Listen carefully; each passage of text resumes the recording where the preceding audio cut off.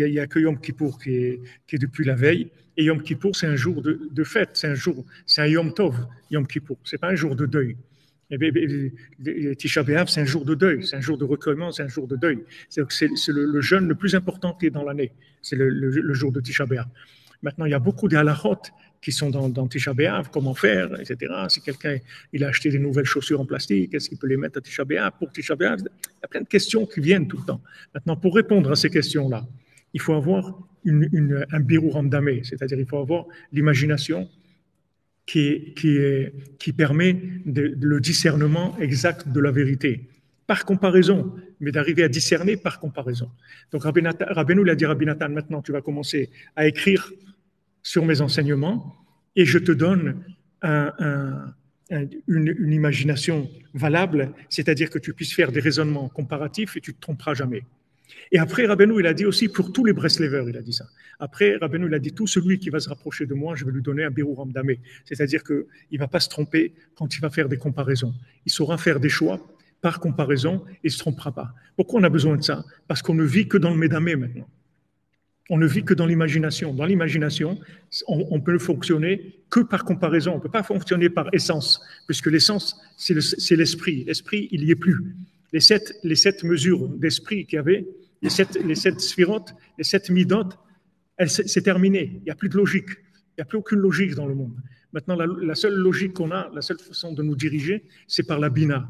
La bina, c'est la déduction. Et la déduction, elle agit par comparaison. Tout le principe de la déduction, c'est par comparaison. Parce que si c'est l'esprit de la chose, c'est plus de la déduction, c'est de la compréhension. D'accord? C'est clair? Oui, on peut continuer.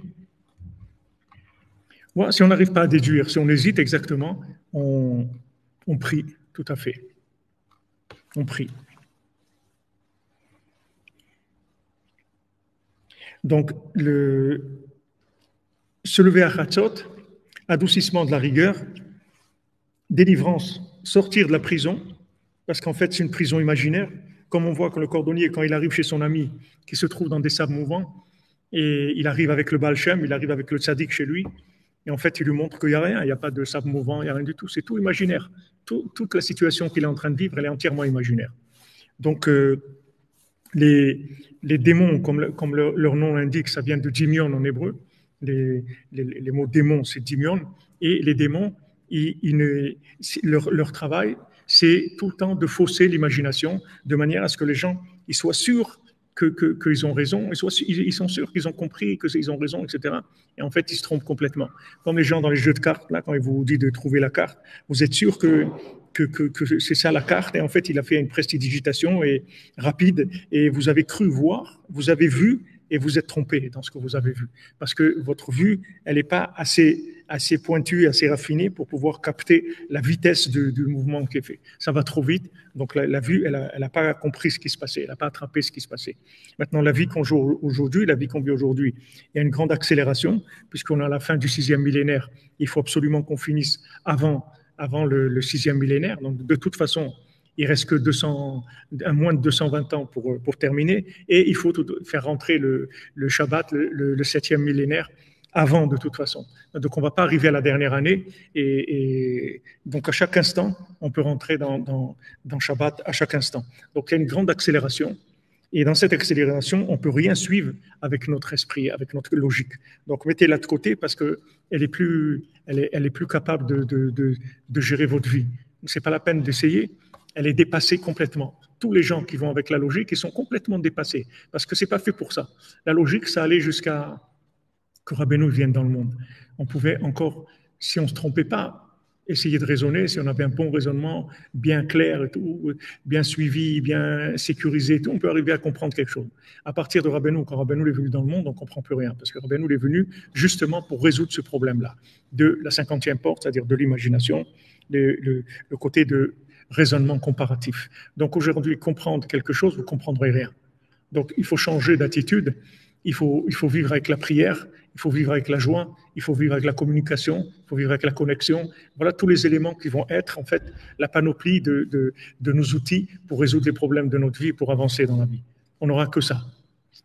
C'est plus la peine d'utiliser le reste, ça ne marchera pas. Voilà, il reste 217 ans, comme tu dis Jean-Luc, au maximum. On est débordé, ouais. On est même noyé. Oui. Si vous voulez, aujourd'hui, il faut changer de méthode. Il faut changer de méthode de travail. C'est plus la même méthode. C'est comme vous prenez la médecine d'avant et la médecine d'aujourd'hui, c'est pas la même chose. Il y a toujours la médecine, elle existe, mais c'est plus du tout la même chose. On travaille avec des analyses, avec des scanners, avec beaucoup d'appareils électroniques, c'est fini, c'est plus comme avant. On a changé. La chorma elle-même de la médecine, c'est la même, mais la façon de la pratiquer, elle a changé complètement. Les outils, c'est plus les mêmes.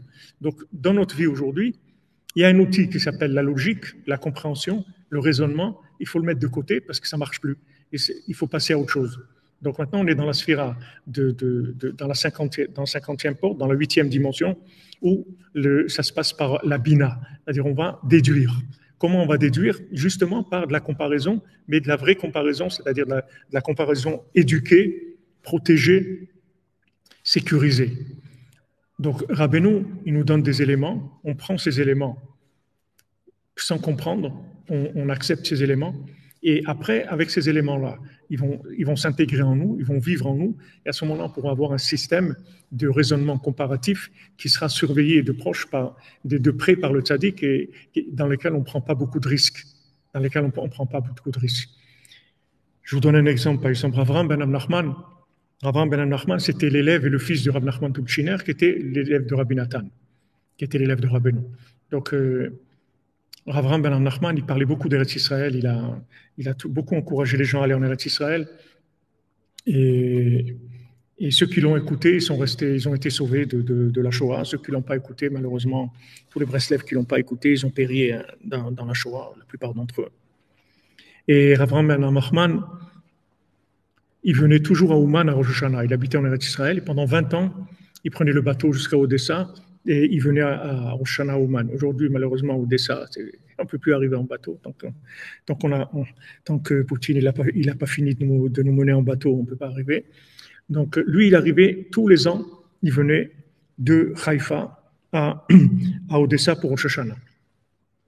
Alors, une fois, il parlait avec quelqu'un et après, il retournait en Eretz Israël, il retournait à Yerushalayim. Une fois, quelqu'un lui a demandé, il lui a dit, avant vous parlez d'Eretz Israël, j'ai beaucoup envie d'aller, mais il y a quelque chose qui me dérange, c'est que je ne veux pas quitter Rabbeinu.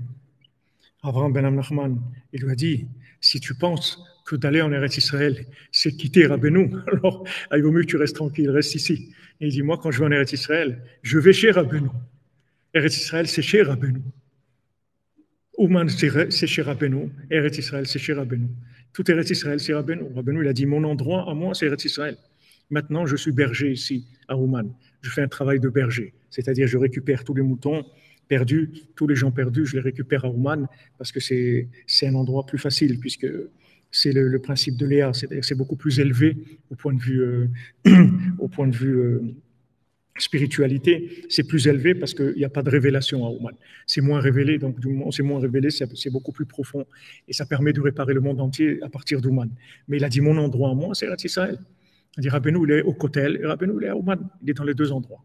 Pourquoi je vous dis ça? Parce que si maintenant, vous allez avec vos raisonnements, vous n'allez jamais comprendre quelque chose comme ça. Comment vous allez comprendre une chose pareille? Comment nous, on peut comprendre des choses pareilles? Je dis vous, c'est pas la même chose. Comment, si quelqu'un ne nous transmet pas ça, comment déduire une chose pareille? On ne peut pas déduire une chose pareille. C'est quelque chose qui est très élevé pour nous de pouvoir faire une déduction comme ça. C'est simple, mais vous voyez, c'est des déductions qui nous sont transmises, qu'on reçoit par des gens qui étaient des véritables sages, des gens qui avaient la chokma véritable de Rabbeinu. Ils nous ont transmis des éléments. Voilà, maintenant vous prenez ça, vous le mettez dans votre système de raisonnement, vous le rentrez dans vos références, et voilà, vous avez une référence pour vous diriger dans la vie. Vous savez quoi faire dans votre vie, ou quelqu'un qui a besoin de vous. Voilà, vous avez une référence. Donc ça, c'est très important, c'est-à-dire d'avoir des éléments qui sont triés déjà. C'est tellement important, c'est tellement important.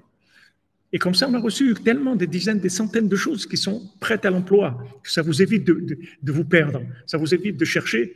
Et ce n'est pas tellement de chercher le problème, c'est que ça vous évite de vous tromper, parce que vous n'avez pratiquement aucune chance de ne pas vous tromper avec le raisonnement. Avec quoi vous allez réfléchir? Avec vos raisonnements, avec vos comparaisons. D'où viennent les éléments que vous comparez? C'est trop compliqué. Donc voilà. à Hatzot, on nous délivre de cette prison-là, qui est la prison imaginaire, la prison de l'imagination, des raisonnements par toutes les images et toutes les choses qui ont avoir pu et nous être transmises par tous les systèmes d'images, de communication, de tout ce qu'il y a dans le monde. On reçoit des éléments qui sont déjà triés, qui sont prêts à l'emploi, et il y a juste à les utiliser pour avancer, Bezat Hashem.